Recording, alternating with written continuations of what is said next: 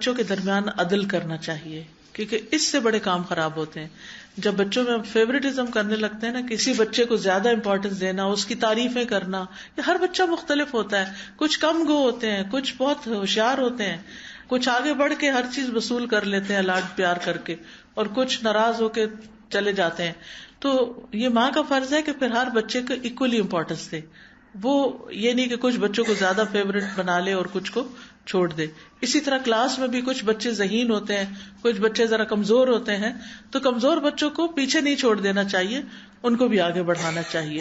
پھر ان کا آپس میں کمپیریزن نہیں کرنا چاہیے کہ وہ کر سکتا تم کیوں نہیں کر سکتے وغیرہ وغیرہ. پھر اسی طرح ہر بات میں نہیں ٹوکنا چاہیے، صرف اہم چیزوں میں، کیونکہ جب چھوٹی چھوٹی باتوں میں ہم ان کو ٹوکنا شروع کر دیتے ہیں تو جو اہم چیز ہوتی ہے وہ ان کے اوپر سے پھر گزر جاتی ہے. پھر اسی طرح ہے کہ چھوٹی چھوٹی چیزوں میں ڈانٹ ڈپٹ سے کام نہیں لینا چاہیے، کیونکہ جن پر سے قلم اٹھا لیا گیا ہے، یعنی خاص طور پہ بہت چھوٹے بچے، تو ان کو ہم کیوں ہر بات پہ مواخذہ کریں. یعنی بچہ جب تک بالغ نہیں ہوتا تو اس کا حساب نہیں، تو ہمیں بھی ان سے ہر بات کا حساب لینے نہیں بیٹھ جانا چاہیے. پھر اسی طرح یہ کہ کبھی اگر ڈسپلن کرنا پڑے تو چہرے پر نہیں مارنا چاہیے، تعلیم دیتے ہوئے بھی مارنا نہیں چاہیے. اور پھر اسی طرح سختی کے ساتھ پیش آنا یا ڈنڈے سے مارنا یا اور اس طرح کی فزیکل پنشمنٹ دینا یہ درست نہیں ہے.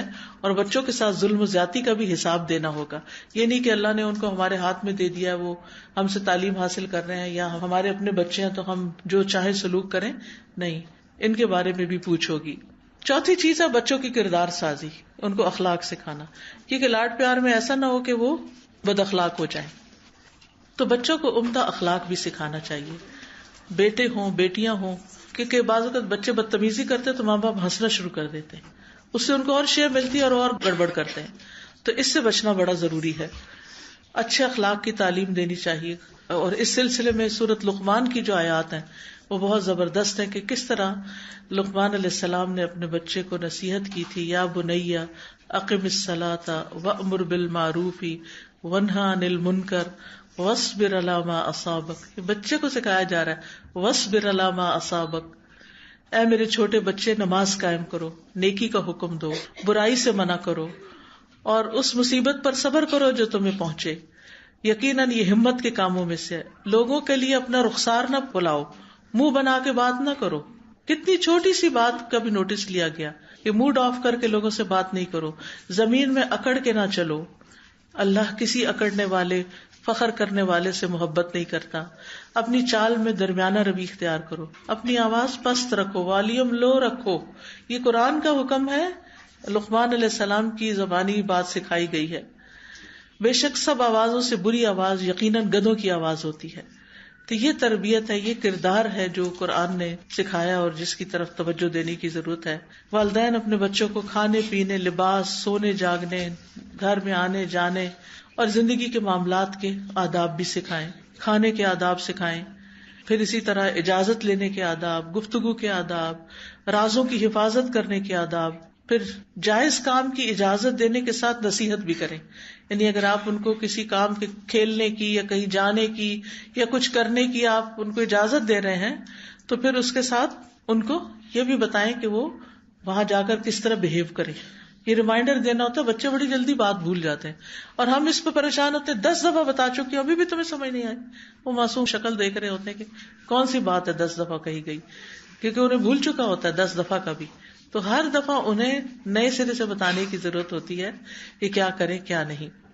ابو حیان تیمی اپنے والد سے روایت کرتے ہیں، وہ کہتے ہیں کہ میں نے ربیع ابن خیثم کی بیٹی کو دیکھا، وہ ان کے پاس آئی، کہنے لگی ابا جان میں کھیلنے چلی جاؤں. انہوں نے کہا میری چھوٹی بیٹی جاؤ اور اچھی بات کہنا، یعنی کھیلنے جا رہے ہو لیکن بات اچھی طرح کرنا. پھر آپس میں ان کو محبت سے پیار سے رہنا سکھانا چاہیے. پھر نرمی سکھانی چاہیے. یعنی بعض بچوں کے اندر مارنے پیٹنے کی بڑی عادت ہوتی ہے، چکی کاٹ لیتے ہیں اور اسی طرح چونٹیاں کاٹتے ہیں، پش کرتے ہیں. کچھ بچے بڑے وائلنٹ ہوتے ہیں بچپن سے ہی، یعنی کہ ماں باپ نے سکھایا ہوتا ہے لیکن ان کے اندر ہی کچھ اگریشن ہوتا ہے. بعض اوقات چھوٹا بچہ ہوتا ہے اس سے جلدی پیدا ہو جائے تو وہ جو چھوٹا رہ جاتا ہے وہ عام طور پر جیلس ہوتا ہے بعد میں آنے والے بچے سے اور نقصان پہنچاتا ہے اس کو. تو ان چیزوں کے بارے میں بھی خیال کرنا چاہیے. پھر اسی طرح ہے کہ ان کو قناعت کا عادی بنانا چاہیے، محنت کا عادی بنانا چاہیے، بچپن سے حلال حرام کی تمیز بھی دینی چاہیے. مجھے یاد ہے کہ جب میں پی ایچ ڈی کر رہی تھی تو مریم کو میں کچھ عرصے کے لیے لے گئی ساتھ یو کے میں. تو وہاں پر ظاہر ہے کہ جب بھی کہیں باہر گروسری کرنے جاتی ہے کچھ تو ہر چیز دیکھ کے کہ حلال ہے یا نہیں. تو ایک دن ایپل اٹھا کے کہتی ہے کہ ماما یہ حلال ہے. تو مجھے یہ بات کبھی بھی نہیں بھولتی کہ بچے بھی کانشیس ہو جاتے ہیں اور ہر چیز میں پوچھنا شروع کر دیتے ہیں کہ کیا حلال ہے اور کیا حرام ہے.